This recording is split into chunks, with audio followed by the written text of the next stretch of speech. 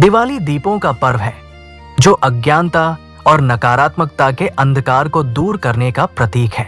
दिवाली का मुख्य रहस्य बुराई पर अच्छाई, अंधकार पर प्रकाश और अज्ञानता पर ज्ञान की विजय का प्रतीक है। ये भगवान राम के 14 वर्ष के वनवास के बाद अयोध्या लौटने पर उनके स्वागत में जलाए गए दीपों का प्रतीक है। इसके अतिरिक्त कुछ कथाओं के अनुसार समुद्र मंथन के पश्चात देवी लक्ष्मी का प्रकट होना भी दिवाली के रहस्य से जुड़ा है। इसलिए ये धन समृद्धि का भी पर्व है। मुख्य रहस्य और धार्मिक कथाएं। भगवान राम की वापसी। रामायण के अनुसार लंकापति रावण का वध करने के बाद भगवान राम, सीता और लक्ष्मण 14 वर्ष का वनवास पूरा करके अयोध्या लौटे थे। अयोध्या वासियों ने उनके स्वागत में घी के दीप जलाए थे, जिससे पूरी अयोध्या नगरी प्रकाशमय हो गई थी। ये घटना बुराई पर अच्छाई की जीत का प्रतीक है। कुछ मान्यताओं के अनुसार दिवाली के दिन समुद्र मंथन हुआ था, जिससे देवी लक्ष्मी और धनवंतरी प्रकट हुए थे। इसलिए दिवाली को धन समृद्धि की देवी लक्ष्मी की पूजा से भी जोड़ा जाता है। नरकासुर का वध। कुछ परंपराओं में दिवाली से पहले नरकासुर वध का दिन मनाया जाता है। माना जाता है कि भगवान कृष्ण की पत्नी सत्यभामा ने नरकासुर का वध किया था। यह भी बुराई पर अच्छाई की जीत का प्रतीक है। आध्यात्मिक महत्व। घर की सफाई न केवल बाहरी शुद्धि है, बल्कि ये आत्मा की पवित्रता को भी दर्शाती है। एक बार भगवान विष्णु ने लक्ष्मी जी से कहा, लोगों में कितनी भक्ति बढ़ गई है, सब लोग नारायण नारायण का जाप करते हैं। लक्ष्मी जी ने भगवान से कहा है, स्वामी, ये सब आपको पाने के लिए नहीं कर रहे हैं, ये सब मुझे पाने के लिए ऐसा करते हैं। ये सुनकर भगवान विष्णु बोले, हे देवी लक्ष्मी, अगर ये लोग तुम्हें पाने के लिए ऐसा करते तो वो नारायण नारायण की जगह लक्ष्मी लक्ष्मी का जाप करते। तब माता लक्ष्मी ने कहा, अगर विश्वास ना हो तो क्यों ना हम लोगों की परीक्षा लेते हैं। फिर भगवान विष्णु एक गांव में एक ब्राह्मण का रूप लेकर गए और एक घर का दरवाजा खटखटाया। घर से एक सेठ बाहर आया और बोला, भाई क्या काम है? तो भगवान बोले, तुम्हारे नगर में मैं भगवान की कथा कीर्तन करना चाहता हूं। फिर सेठ बोला, ठीक है महाराज, जब तक कथा होगी आप मेरे ही घर में रहना। गांव के कुछ लोग इकट्ठे हो गए और सब तैयारी करने लगे। पहले दिन बहुत कम लोग आए। अब स्वयं भगवान ही कथा करने आए थे, तो दूसरे और तीसरे दिन लोगों की भीड़ हो गई। भगवान भी ये देखकर बहुत खुश हो गए कि लोगों में कितनी भक्ति बढ़ गई है। लक्ष्मी माता ने सोचा, क्यों ना चलकर देखा जाए। लक्ष्मी माता एक बूढ़ी औरत का रूप लेकर उस नगर में पहुंची। वहां एक महिला अपने घर का ताला बंद कर रही थी। माता ने उससे कहा, बेटी जरा पानी पिला दे। वो महिला बोली, माता मुझे प्रवचन में जाना है। माता लक्ष्मी ने कहा, बेटी थोड़ा पानी पिला दे, बहुत प्यास लगी है। वो महिला जाकर एक लोटा पानी ले आई। माता ने पानी पिया और लोटा वापस लौटाया तो वो सोने का हो गया।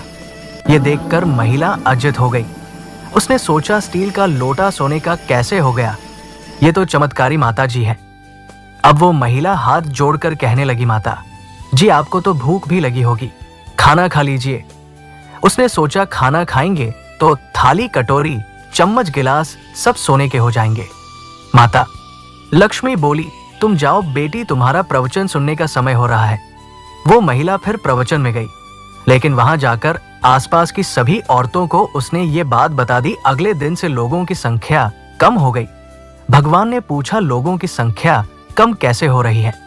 किसी ने कहा, एक चमत्कारी माता जी आई है, वो जिसके घर दूध पीती है, गिलास सोने का हो जाता है, थाली में रोटी सब्जी खाती है तो थाली सोने की हो जाती है। इसलिए लोग प्रवचन में नहीं आते। भगवान नारायण समझ गए कि लक्ष्मी जी का आगमन हो चुका है। ये बात सुनते ही जिन सेठ जी ने कथा का आयोजन किया था वो भी उठ के वहां से खिसक गए और माता लक्ष्मी के पास पहुंचकर बोले, मैं तो भगवान की कथा का आयोजन कर रहा था और आपने मेरे ही घर को छोड़ दिया। माता लक्ष्मी बोली, तुम्हारे घर तो मैं सबसे पहले आने वाली थी, लेकिन तुमने अपने घर में जिस कथा कहने वाले को ठहराया है, तुम उसे यहां से जाने को कहोगे तभी मैं यहां आ सकती हूं। उन्होंने कहा, बस इतनी सी बात, अभी मैं उनकी व्यवस्था धर्मशाला के कमरे में करवा देता हूं। जैसे ही भगवान कथा कह के सेठ जी के घर आए तो सेठ जी बोले, अपना बिस्तर बांधो, मैंने आपकी सारी व्यवस्था धर्मशाला में कर दी है। तो वो महाराज बोले, अभी तो 2-3 दिन बचे हैं, कथा के यही रहने दो मुझे। सेठ जी बोले, नहीं नहीं, आप यहां से जल्दी जाओ, मुझे और कुछ नहीं सुनना। मुझे यहाँ अपने किसी और मेहमान को ठहराना है। इतने में लक्ष्मी जी आई और सेठ जी से बोला, आप थोड़ा बाहर जाइए, इनसे तो मैं ही बात कर लेती हूँ। माता लक्ष्मी जी भगवान विष्णु से बोली, प्रभु अब तुम मान गए ना? भगवान नारायण बोले, हाँ लक्ष्मी, तुम्हारा प्रभाव तो है, लेकिन एक बात तुम्हें मेरी भी माननी पड़ेगी। तुम यहाँ तभी आई जब संत के रूप में मैं यहाँ आया। संत जहाँ कथा करेंगे वहां लक्ष्मी का निवास जरूर होगा। ये कहकर नारायण भगवान ने वैकुंठ के लिए विदाई ले ली। अब प्रभु के जाने के बाद सेठ जी के घर सभी गांव वालों की भीड़ हो गई। सभी चाहते थे कि वो माताज सबके घर बारी बारी से आए।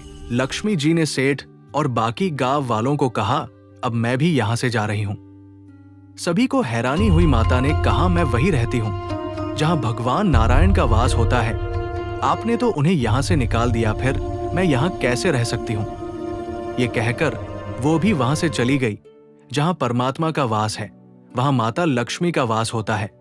जीवन के दीपक की बत्ती की तरह हमें संसार में रहते हुए भी सांसारिक भौतिकता में डूबे बिना सच्चा आनंद और ज्ञान प्राप्त करना चाहिए। यही दिवाली का गूढ़ रहस्य है। दीपावली क्यों मनाई जाती है, इसके पीछे का रहस्य क्या है? केवल माता लक्ष्मी के पीछे भागने वालों को कभी माया नहीं मिलती। तो दोस्तों, कैसी लगी आपको आज की ये कहानी? ऐसी और नई कहानियों के लिए हमारे चैनल को लाइक, शेयर और सब्सक्राइब जरूर करें। धन्यवाद।